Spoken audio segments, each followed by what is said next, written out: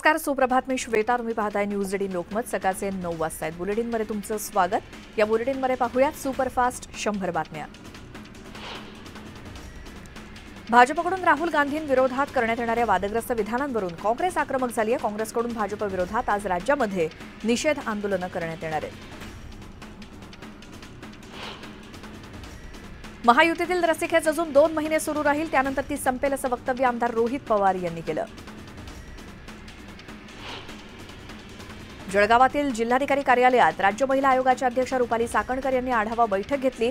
प्रत्येक शाळेत तक्रारपेटी असायला हवी, यासोबतच विविध बाबतीत प्रशासनानं लक्ष देण्याची गरज असल्याच्या सूचना रुपाली चाकणकर यांनी दिल्या.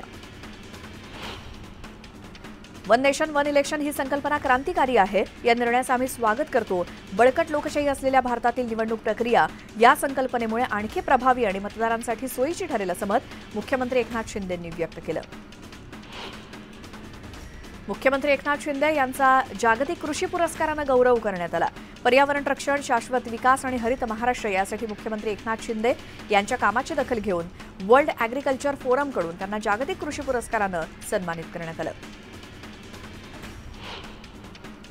सकल मराठा समाजाकडून अहमदनगरच्या माळीवाडा इथे छत्रपती शिवरायांच्या पुतळ्यासमोर जोडेमारो आंदोलन करण्यात आलं. यावेळी नरेंद्र पाटील आणि राजेंद्र राऊत यांनी मराठा समाजाची माफी मागावी, अन्यथा त्यांना काळं फासल्याशिवाय राहणार नाही असा इशारा देण्यात आला.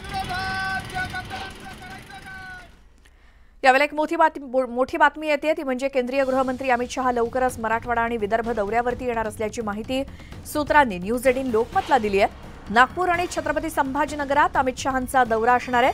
नागपुरात 23 तारखेला विधानसभा निवडणुकीच्या पार्श्वभूमीवर एक महत्त्वाची बैठक देखील होण्याची शक्यता आहे.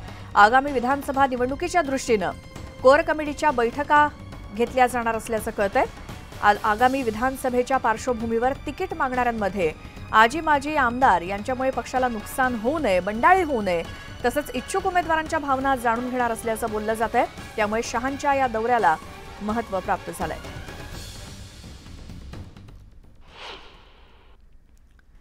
अखेर 4 दिवसांच्या प्रतीक्षेनंतर कांदा निर्यात सुरळीत झाली. सद्यस्थितीत बाजारभाव स्थिर असल्याचं सांगण्यात येत आहे. केंद्र सरकारनं कांद्याच्या निर्यातीवरील $550 किमान निर्यात मूल्य पूर्णपणे हटवलंय. उशिरा का होईना निर्णय घेतल्यामुळे शेतकरी, व्यापारी आणि शेतकरी संघटनांनी समाधान व्यक्त केलं.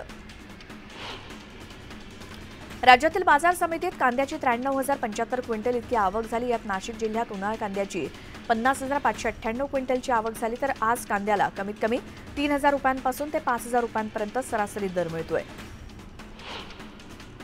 साखर कारखान्यांनी आता मळीपासून कॉम्प्रेस्ड बायोगॅस निर्मिती करण्याबाबतचा सल्ला साखर आयुक्तालयानं राज्यातल्या कारखान्यांना दिलाय.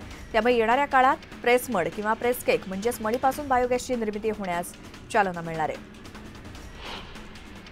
राज्यातील बाजारात मक्याचे 3,354 क्विंटलची आवक झाली, तर सोलापुरात मक्याला कमीत कमी 1,500 रुपयांपासून ते 2,900 रुपयांपर्यंतचा दर मिळतोय. पंतप्रधान मोदी यांच्या अध्यक्षतेखाली केंद्रीय मंत्रिमंडळानं पीएम आशय योजनेसाठी 35,000 कोटी रुपये मंजूर केलेत.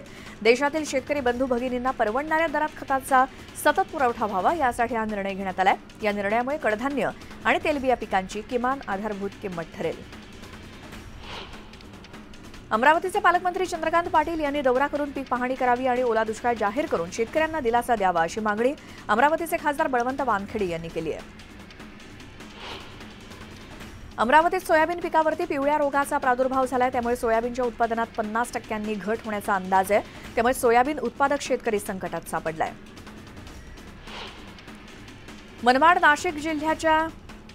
मनमाडसोबतच नाशिक जिल्ह्याच्या ग्रामीण भागातील मका पिकावर रोगाचा प्रादुर्भाव झालाय. त्यामुळे शेकडो एकरावरील पिकं धोक्यात आल्यामुळे मका उत्पादक शेतकरी संकटात सापडलाय.